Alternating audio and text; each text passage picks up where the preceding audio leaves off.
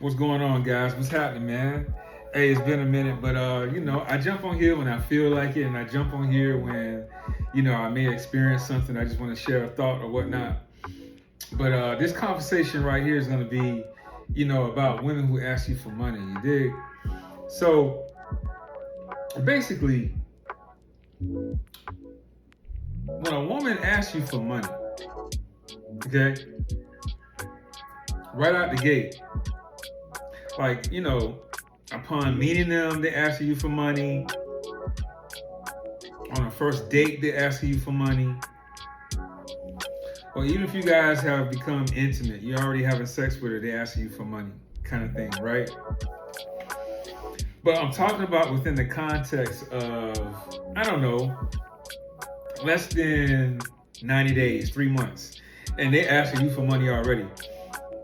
And we're gonna factor in like y'all already having sex, kind of thing, or whatever.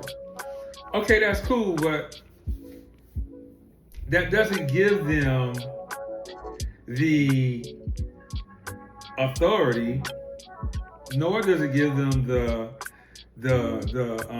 audacity, nor does it give them the expectation to your money. They don't have that they haven't earned it yet. You dig what I'm saying? Because really, man, unless she's committed to you, like she's your wife, you guys are engaged, or she's your live-in girlfriend, then that whole provision, protection thing don't work. Because basically at that point, she is your wife. And, sex isn't just, exchange, but it's also, from a biblical standpoint, whoever you have sex with, that's pretty much your wife at that point. You know what I'm saying? But just to,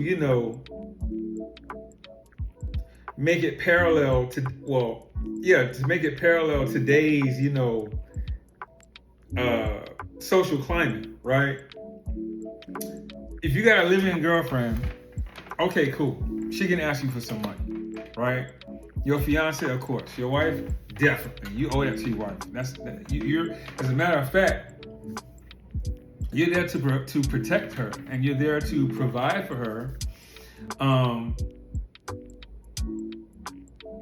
Yeah, that's what comes with it.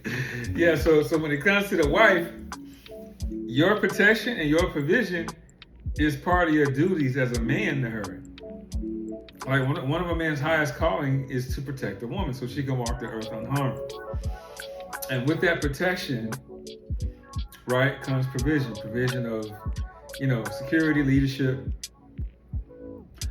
guidance, right? And even financial, but that doesn't mean that you subsidize her whole lifestyle, that you sponsor her whole lifestyle, that she can just come in and live with you for nothing, because this ain't those kind of times.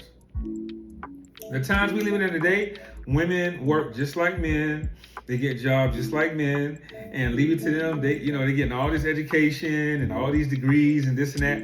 So they're earning just as much as men, and believe it or not, this is what's causing the rift. This is what's causing the chasm between men and women at this point. You dig? Because now women can earn just as much as a man, right? And not have to rely on a man, not have to depend on a man. So, the things that our grandfathers did don't really apply. You know what I'm saying? Back in the day, 50s, 60s and back or whatever, like you could have one household income and one car and have a whole family of children, and the husband would be able to subsidize all that. But right now you can't do that no more. You can't do that no more. And even though women are, advancing in the workplace and, they're getting all these degrees and things like that, it's just still they earn less than men. Men still out-earn women at this point, right?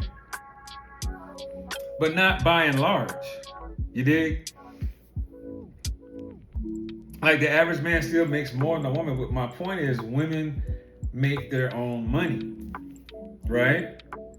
So if they make their own money, they can't come in with the expectation of you subsidizing and sponsoring their whole lifestyle. That would make you a trick. That would make you a sucker. That will make you a simpleton. That will make you a simp.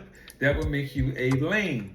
That will make you a trick ass dude. You know what I'm saying? And I'm jumping on here, right? Because I had a chick, you know what I'm saying? She came down to visit from Charlotte. She came down here to Atlanta, right? And she stayed with me over the weekend for like 3 days or whatever. You know what I'm saying? We did our thing, had fun and stuff. You know what I mean? But you know, she's been back there for about 2 weeks now. When I say back there, I mean like in Charlotte. And then, you know, recently she hit me up asking me for some money. I'm like, no. I told her straight up, flat the fuck out. No, I cannot help you with that. No explanation. No, sorry, I can't help. No. It was a flat no. No, I cannot help you with that, period. And her reply was, hey, thanks for the response. Hope you have a nice day or whatever, right? So, guys, you got to get used to telling women no, man. See, because a lot of times women, when they ask you for money, they don't really like you, bro. They don't like you, or they don't respect you. They think you're a sucker. They think you're a lame. Or they could just be testing the waters to see what they can get out of you. And so either way, you got to tell women no. You got to let them know that you're just not a sucker. You're not a lame. You're not a trick. You're not a lick. You know what I'm saying? Because a woman is supposed to, you know, she's supposed to be contributing to your progress. A woman is a helper. You know what I mean? That's what the Bible says. A woman is a helpmate. So she needs to be contributing to your progress. Literally, the process of your progress. You dig? So if a woman is not contributing to that, if she's not your personal cheerleader, if she's not, you know, saving you money, making you money, looking for ways to save you money, looking for ways to help you make more money, because that's how women can put money in your pocket. I mean, because if they're trying to leverage sex, if they're trying to leverage their vagina, I mean, that's not leverageable. You know what I mean? Because a woman's vagina has no type of monetary value. You dig? It's an exchange. It's a portal of life, yeah, but with a spark of light, we jump it off. Sperm is alive. The egg it has to be actualized. It has to be fertilized, and then it becomes, you know, live. Then the whole process of development happens in the womb, and her body, her vessel, becomes that portal from the spiritual world into the physical. But you're the one who sparks that off. Without that, then it doesn't happen at all. So understand that. So this is why there's no monetary value on it. There's spiritual value on the vagina and the penis, you dig? And then when they join together, here we go. So we ain't gotta talk about all that.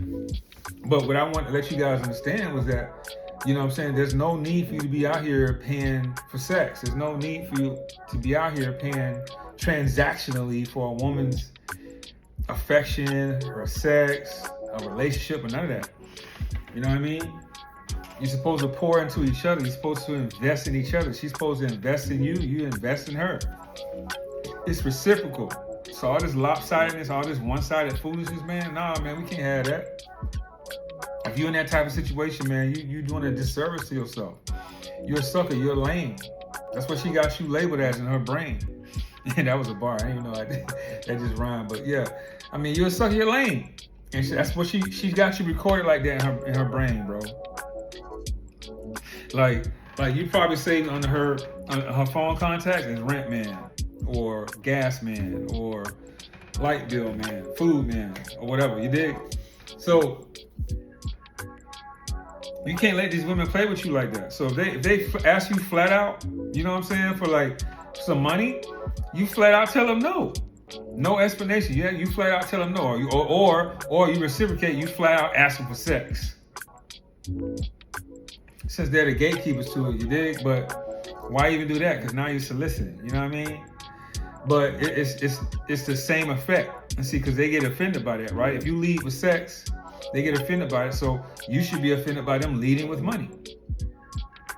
And that's just what it is, man. Don't be letting these women gaslight you.